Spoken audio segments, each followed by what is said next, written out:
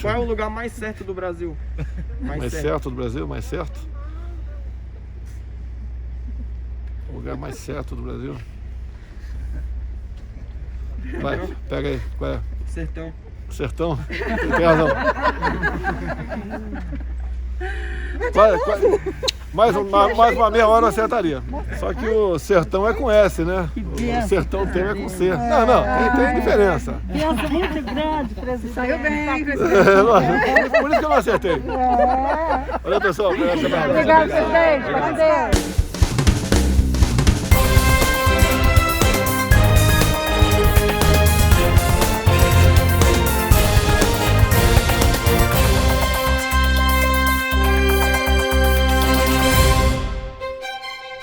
Olá, gente querida do coração verde e amarelo. Mais um Jornal Foco do Brasil.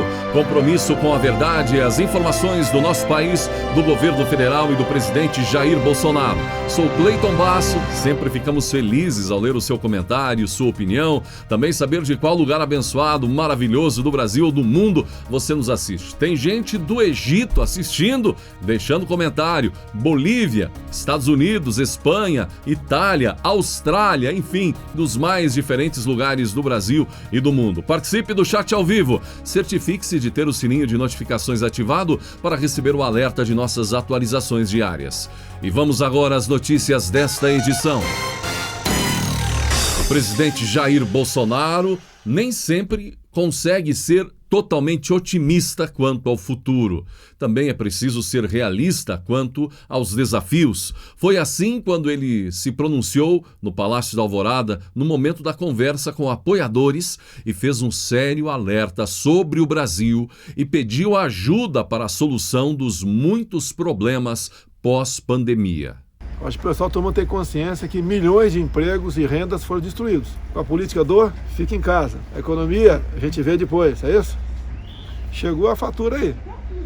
A previsão é para janeiro do ano que vem, nós temos aí 20 milhões de pessoas, entre o pessoal informal, né, os ditos invisíveis, o pessoal do Bolsa Família também, que vive numa situação complicada, quase sem renda.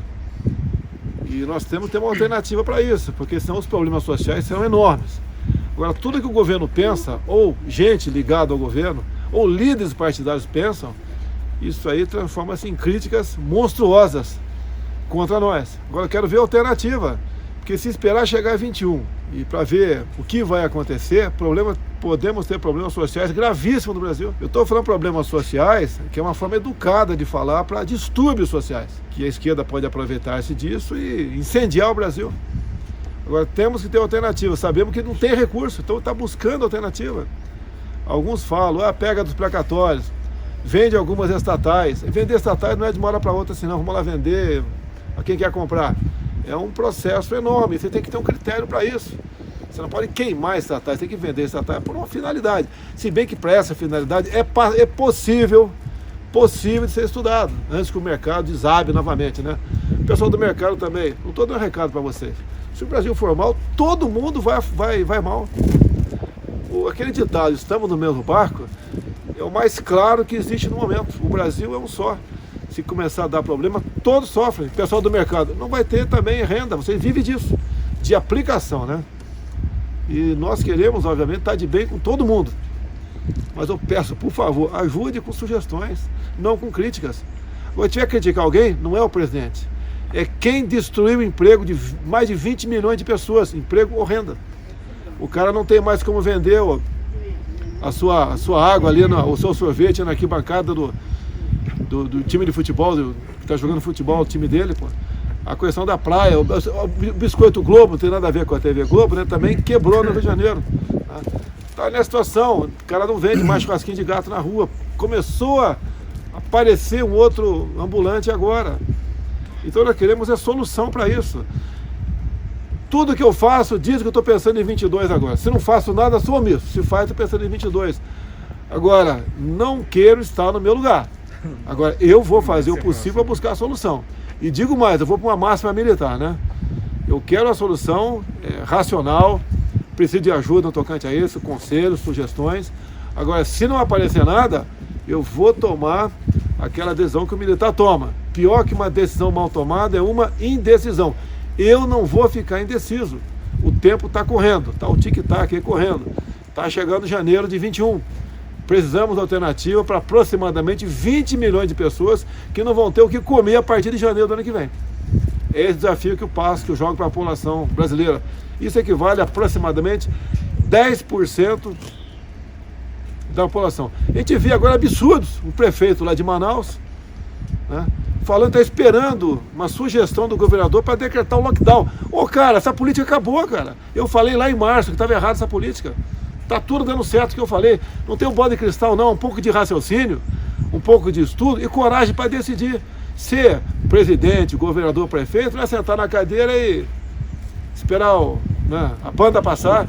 Tem que tomar decisões, momentos difíceis. Não existe um momento mais difícil do que esse que eu estou vivendo no momento aqui no Brasil. Não existe. Tomar decisões. Okay.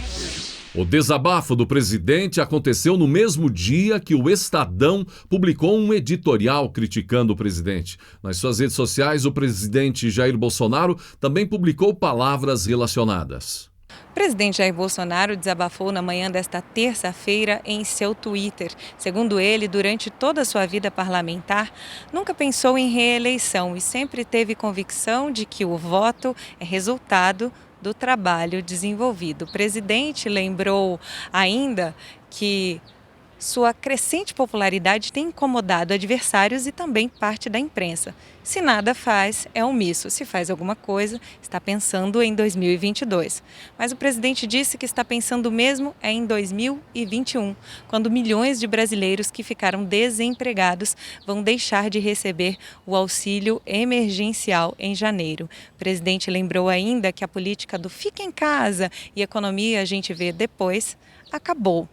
E o depois chegou. E parte da imprensa que levantou essa bandeira agora fica em silêncio, né? Não traz sugestões aí para resolver esse problema grave pelo qual o país passa agora na questão da economia. Segundo ele, os responsáveis pelos milhões de desempregados no Brasil agora se calam. Enquanto isso, seu governo se antecipa para trabalhar com problemas graves que podem vir por conta de toda essa situação gerada durante a pandemia de coronavírus, né, em 2021.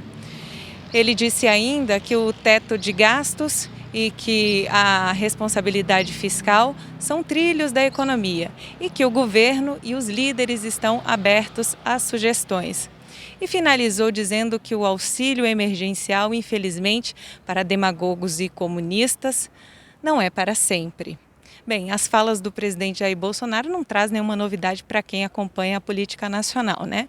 Um governo tentando trabalhar e a turma do quanto pior, melhor, torcendo e fazendo de tudo para que o país não ande para frente, né? Dê um passo para trás.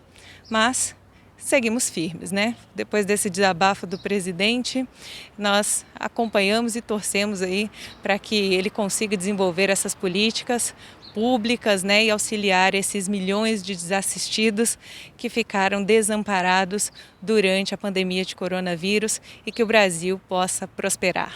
Na verdade, gente, tudo fica mais fácil se você encarar as coisas com otimismo, pensamento positivo, fé. Agora, a realidade é a realidade e é a partir dela que você deve montar a estratégia do jogo, ainda mais quando se dirige uma nação. De fato, o Brasil, em meio a tantas coisas ruins, tem muitas para serem destacadas como positivas, no entanto, isso não deixa a situação ser uma das mais delicadas da história. E isso não é só o Brasil, é a maioria dos países do mundo. Quando Bolsonaro alerta sobre união, evitar tempestade em copo d'água, críticas desnecessárias, ele está dizendo responsabilidade de todos, inclusive da torcida do contra.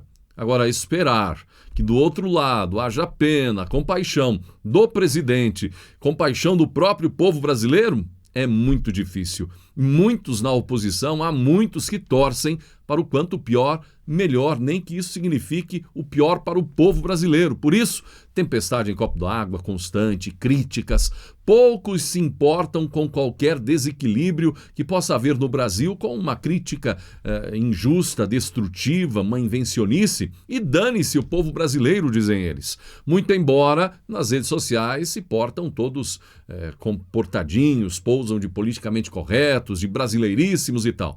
Que Deus abençoe o Brasil, gente. Que Deus abençoe o nosso povo. Que Deus abençoe o presidente e sua equipe nesta caminhada. Por isso, muitos brasileiros, católicos ou evangélicos, estão fazendo o possível. E para muitos, o possível é rezar, é orar pelo presidente, como um brasileiro fez, frente a frente com ele, quando conversava com Bolsonaro.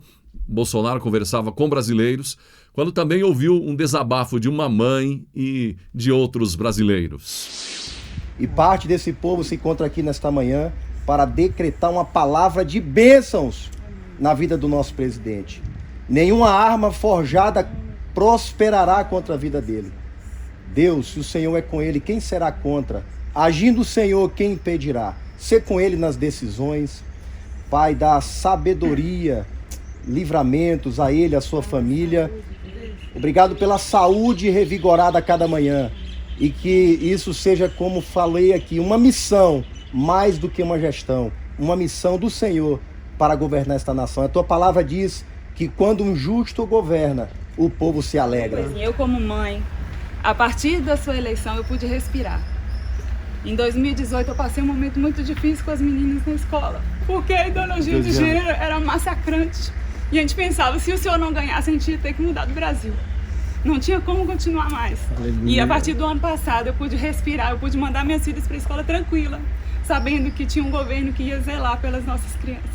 Ainda não estamos livres disso, né? Porque é uma doutrinação, mas não é mais uma orientação governamental. O ministro da Educação atualmente, por coincidência, né? Não foi escolhido porque era evangélico, mas é uma pessoa evangélica, é pastor, tem um profundo conhecimento dessas questões e sabe que mudar a educação no Brasil é como você manobrar um transatlântico. Vai devagarzinho, vai manobrar. Né? Anos de doutrinação. Os 30 anos de doutrinação.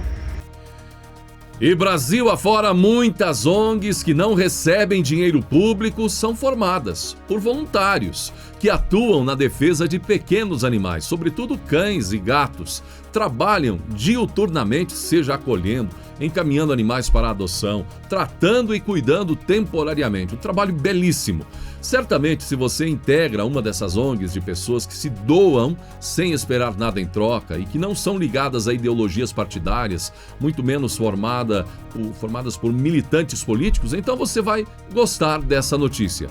Aconteceu a sanção, transformando oficialmente o projeto 1095/2019 em lei, que prevê que a prática de abuso, maus tratos, ferimento ou mutilação aos pets passa a ser punida com pena de reclusão de 2 a 5 anos, além de multa e proibição de guarda. Atualmente a pena é de detenção de 3 meses a 1 ano e multa. Inicialmente, em manifestação no dia 10 de setembro, o presidente Bolsonaro questionou a rigidez da pena e a considerou muito alta e lembrou que a pena aplicada em casos de maus tratos contra crianças é menor do que a prevista neste projeto dos pets. Mas acabou se rendendo, inclusive com a cobrança da própria primeira-dama, que alertou que cada caso é um caso. Não é porque tem gente querendo cuidar bem dos animais que também isso inviabilize o cuidado das crianças ou vice-versa. A luta pelas crianças continua e uma luta não tem nada a ver com a outra. Há muita gente neste mundo, não é? Há gente para fazer e desenvolver vários trabalhos. A primeira-dama Michele Bolsonaro defendeu a sanção do projeto quando ele foi aprovado no Congresso. Inclusive, Michele postou uma foto do presidente Jair Bolsonaro com um dos cachorros recém-adotados pela família com a legenda: fazendo charme para o meu papai, Jair Messias Bolsonaro, sancionar o projeto de lei 1095 para nos proteger de maus tratos. A cerimônia de sanção foi no Palácio do Planalto com a presença do presidente Jair Bolsonaro e demais lideranças.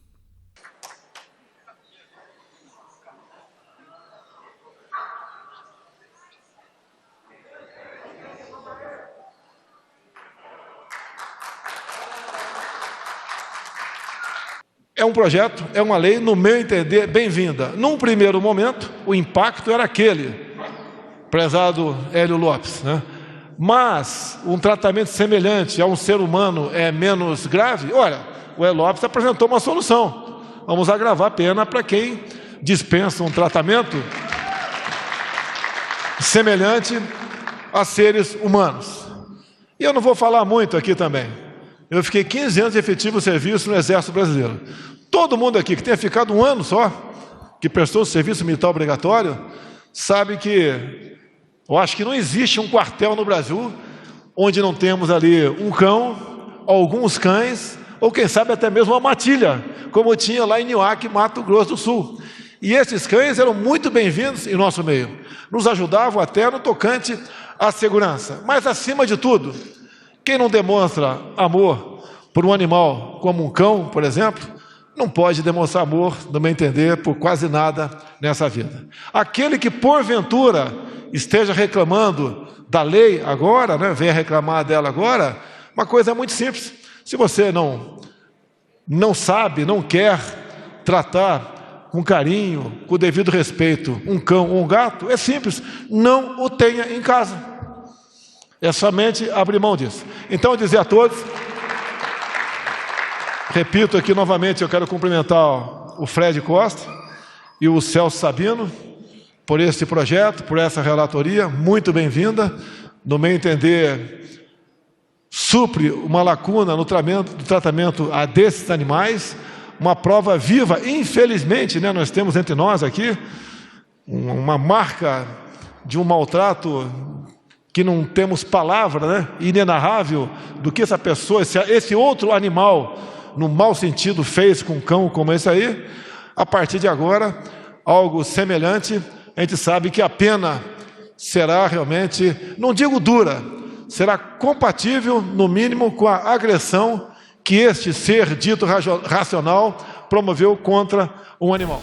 E segundo Notícias da TV, dispensada pelo SBT um mês antes do fim de seu contrato, Raquel Shirazade já assinou o contrato com sua nova casa.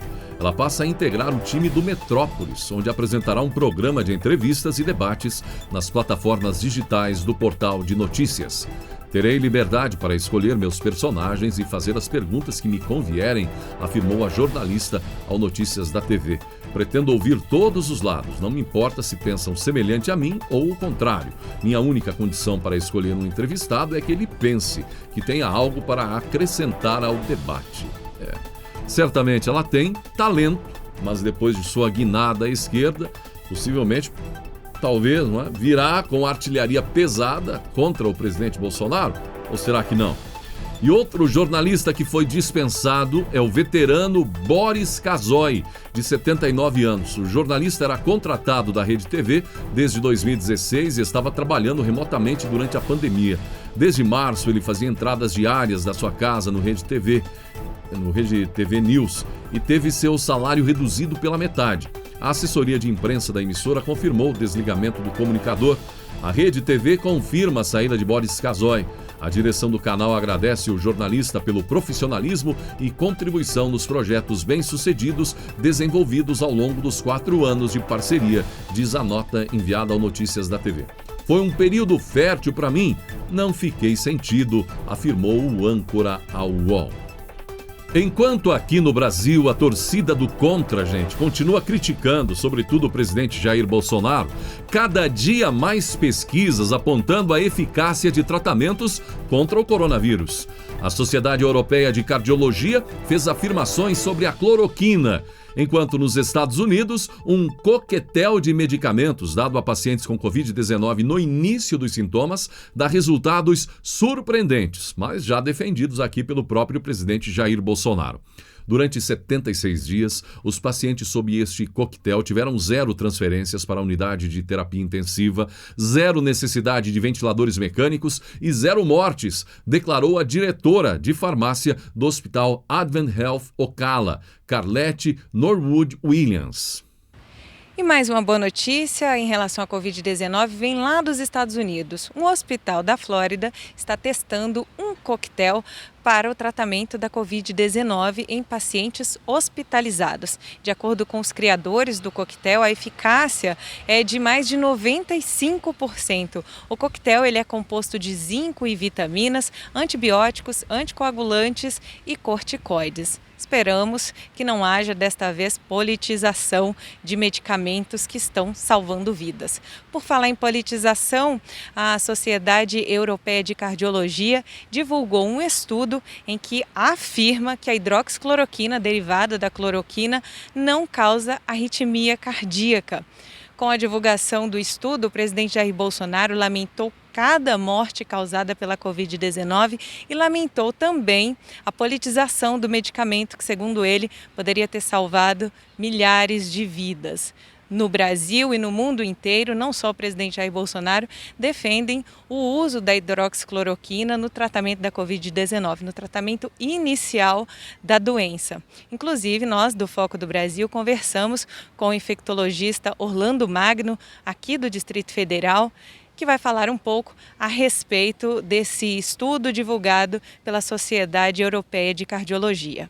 Então, esse estudo foi desenvolvido pelo Dr. Alessio Gasparetti, de Milão, no Hospital de Zurique e no Centro Cardiológico de Milão, com 649 pacientes. Foi feita uma dose até superior à dose preconizada para o tratamento do Covid. Foi feita uma dose de 800 miligramas no primeiro dia e de 200 miligramas de 12 em 12 até o 5º dia. E não houve nenhum caso de arritmia causado pela hidroxicloroquina. Houve 1% de arritmia, mas que não foi atribuída ao uso da hidroxicloroquina. Então, a pergunta que fica é: se esse trabalho foi desenvolvido entre 10 de março a 10 de abril, por que não falaram isso antes? Por que insistiram em desobedecer à orientação do Ministério da Saúde? Por que milhares de mortes aconteceram? E quem será responsabilizado por isso?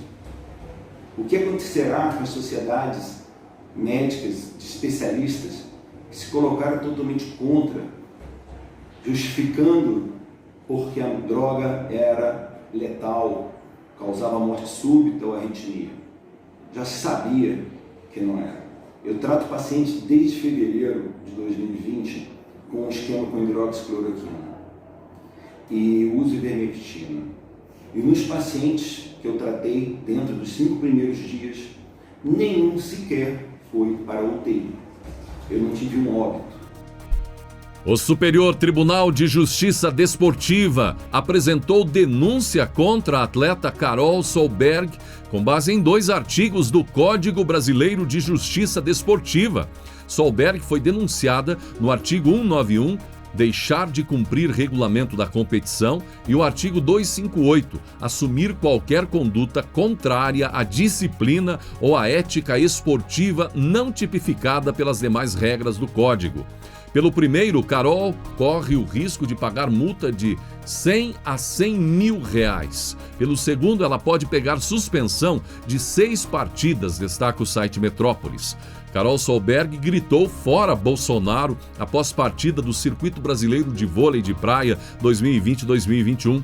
De acordo com o regulamento da competição, os atletas se comprometem a não divulgar, através dos meios de comunicações, sua opinião pessoal ou informação que reflita críticas ou possa direta ou indiretamente prejudicar ou denegrir a imagem da CBV ou os patrocinadores e parceiros comerciais das competições. Pelo descumprimento da regra, o atleta pode ter sua participação vetada pela CBV na próxima etapa do circuito. É claro que a torcida do contra, esquerdistas, militantes, criticaram isso e chamaram isso de censura. Agora, certamente não é censura não, é preciso ter um mínimo de bom senso, fazer posicionamento político de militante em um jogo onde há uma nação inteira prestigiando, onde há brasileiros de todos os lados, não está certo não. Então, a decisão é correta e todos os atletas precisam saber disso.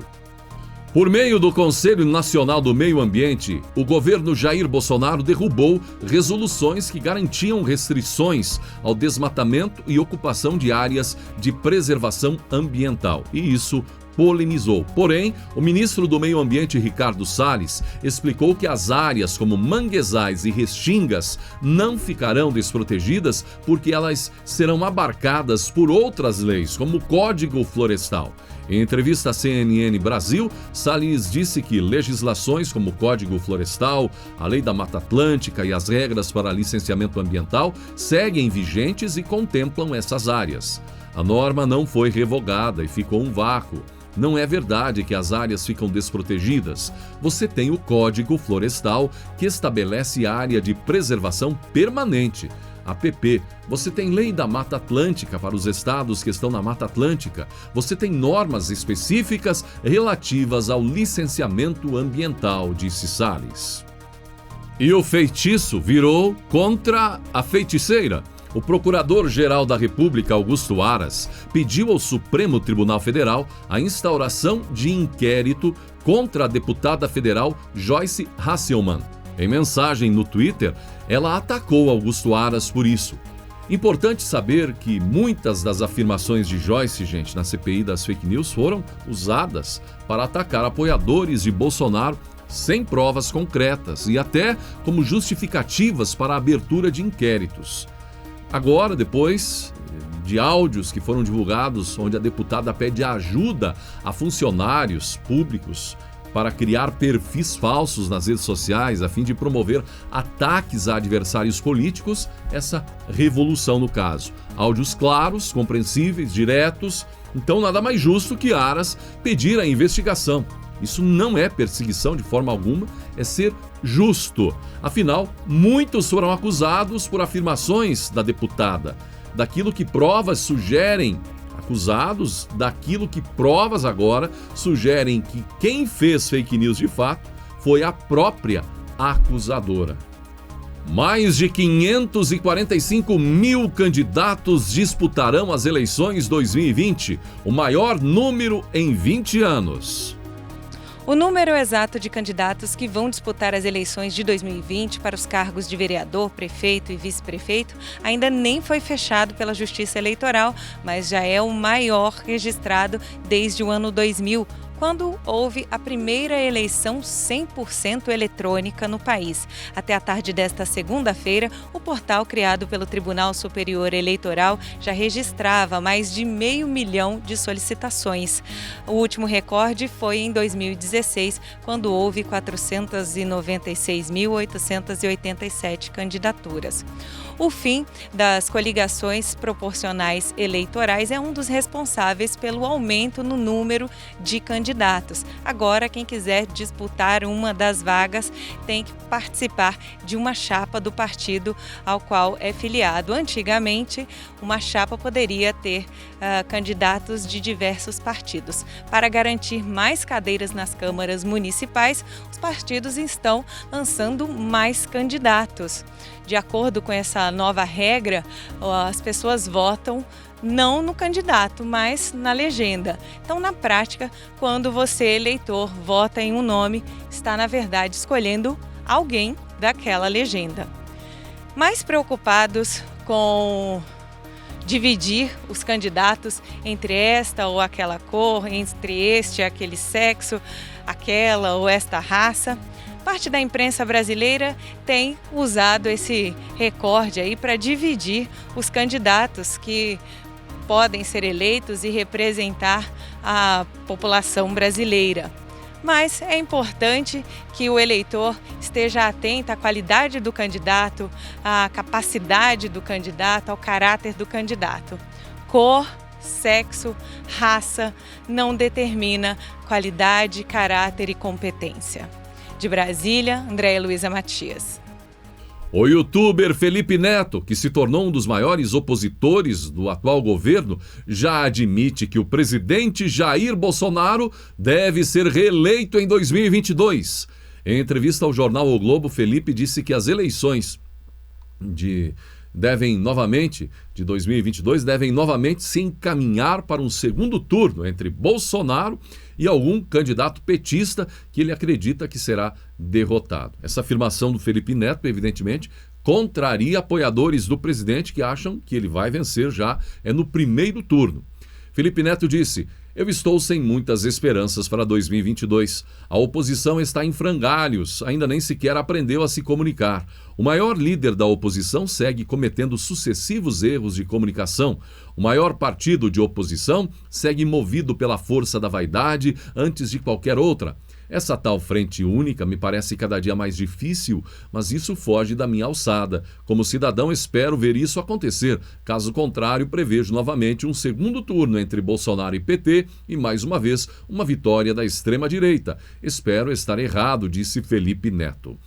E como ele afirma, e como também o Ibope divulgou, a aprovação do governo de Jair Bolsonaro tem aumentado a cada dia.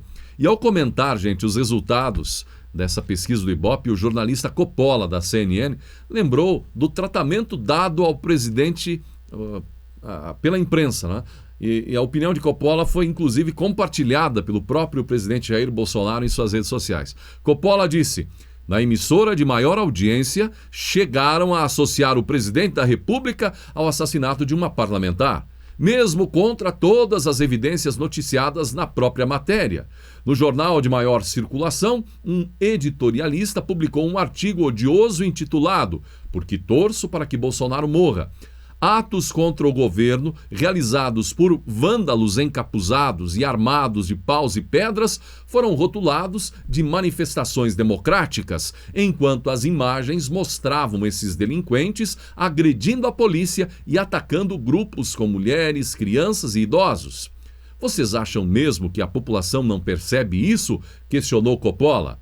Ele então falou sobre incoerências praticadas pelas elites da política, da justiça e da imprensa que transformam um dos homens mais poderosos do Brasil em uma vítima perante a opinião pública. As elites da política, da justiça e da imprensa estão conseguindo a proeza de transformar um dos homens mais poderosos do Brasil em uma vítima perante a opinião pública, porque a tendência natural das pessoas é ter empatia por quem é atacado injustamente a todo tempo. Então, se você acusa um presidente de fascista e autoritário, mas ele defende as liberdades individuais do cidadão contra os abusos de governadores e prefeitos, ele sobe. Se você fala que o presidente é inimigo da ciência na pandemia, mas a ciência erra de forma grosseira e gradualmente incorpora a visão original dele, ele sobe. Se você alega que o presidente não se importa com os trabalhadores, mas ele edita uma medida provisória que salva milhões de contratos de trabalho, ele sobe. Se você diz que o presidente é inimigo dos mais pobres, mas as políticas do governo beneficiam justamente os mais pobres, ele sobe. Se você fala que o presidente é um preguiçoso, mas a televisão mostra o cara trabalhando das 7 da manhã às 7 da noite, visitando diversas cidades do Brasil e inaugurando obras que estavam paradas há anos, ele sobe, ressaltou. Por fim, Caio Coppola apontou que as críticas feitas contra Bolsonaro não são justas. Ele sobe usando como escada todo o ressentimento, toda a inveja e toda a incoerência de seus críticos injustos. A crítica pertinente é aquela que é justa, equilibrada e fundamentada em fatos.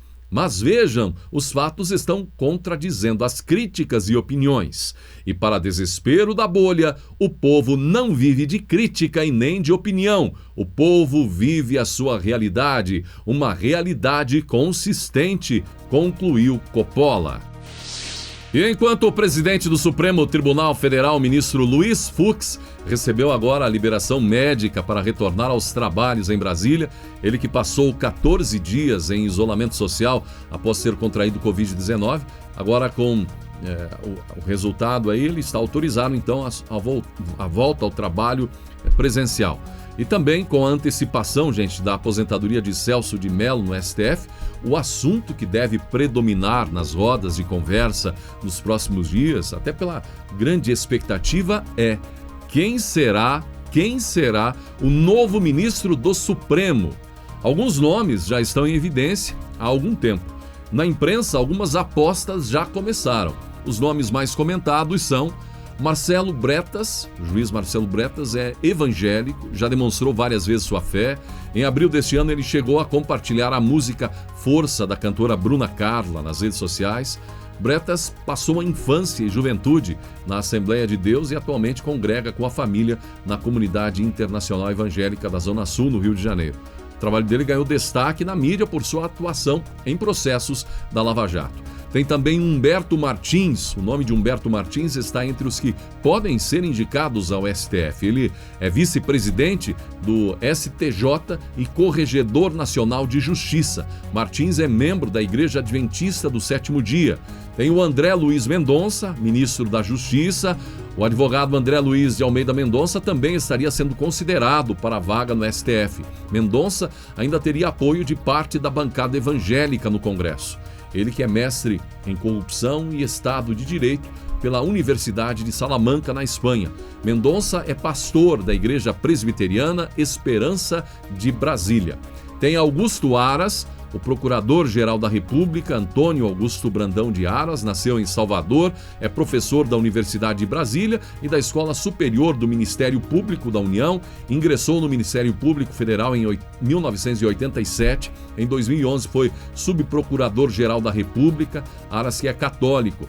Tem o William Douglas, ele que o nome completo, William Douglas Resinente dos Santos, que é juiz federal da 4ª Vara Federal de Niterói, no Rio de Janeiro, sendo o mais antigo do TRF2, é professor universitário, acadêmico em Direito, além de ser bacharel, professor universitário acadêmico em Direito, além de ser bacharel, possui pós-graduação em Políticas Públicas e Governo, e mestrado em Estado e Cidadania. Tem o Ives Gandra Filho, ministro do Tribunal Superior do Trabalho.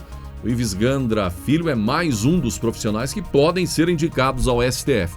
Ele é doutor, gente, em Direito pela Universidade Federal do Rio de Janeiro, aliás, do Rio Grande do Sul, doutor honoris causa em Filosofia pela Academia Brasileira de Filosofia e é católico. Tem o Marcos Pereira. O nome de Marcos Pereira entrou na lista dos cristãos que podem ser indicados à vaga no ano passado.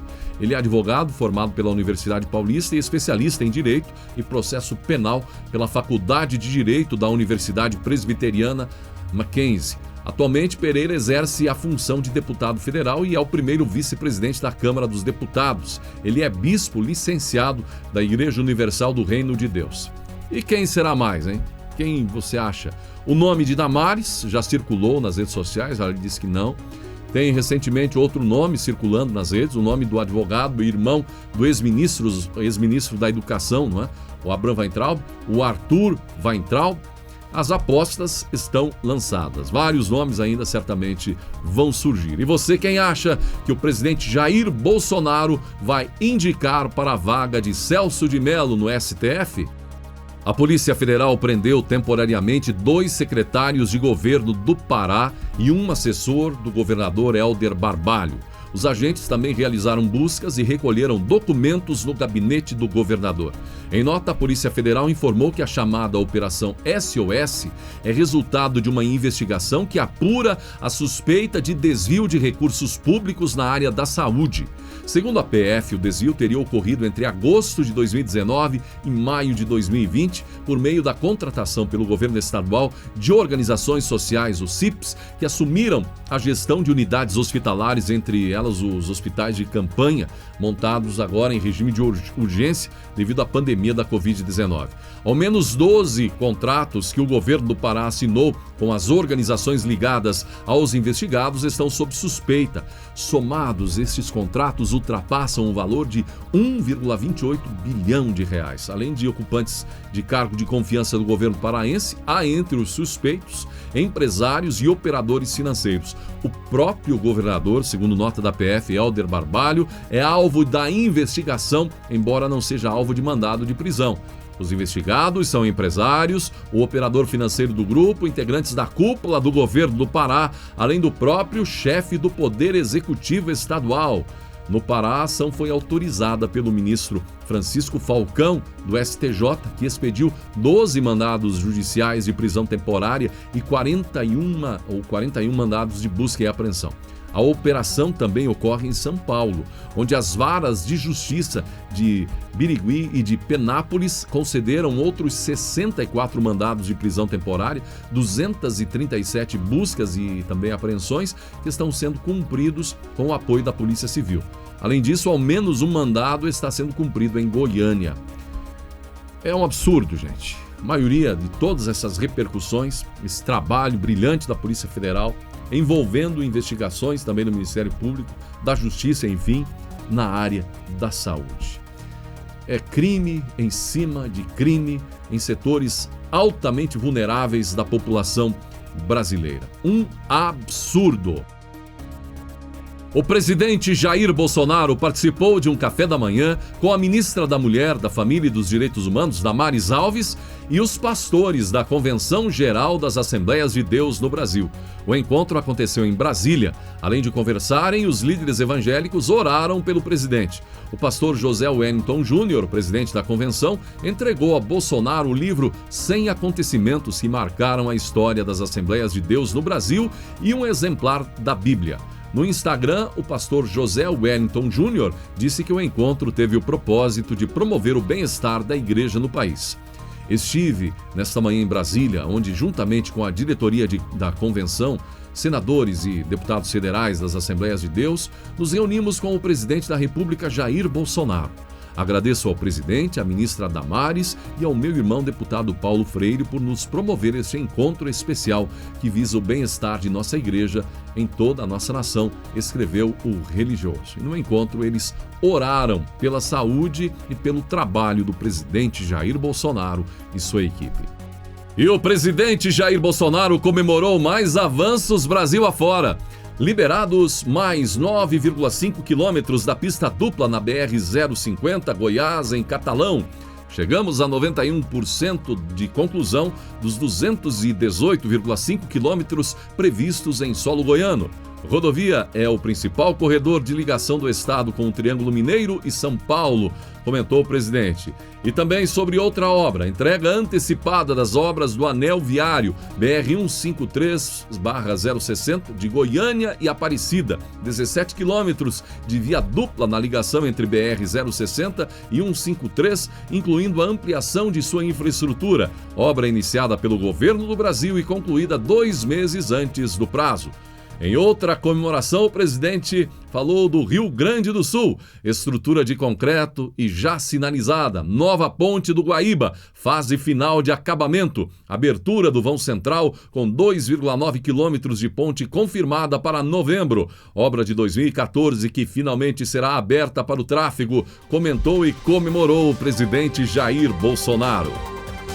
E chegamos ao final desta edição do Jornal Foco do Brasil. Obrigado pela sua atenção, seu like, compartilhamento e que Deus abençoe a você e a sua família.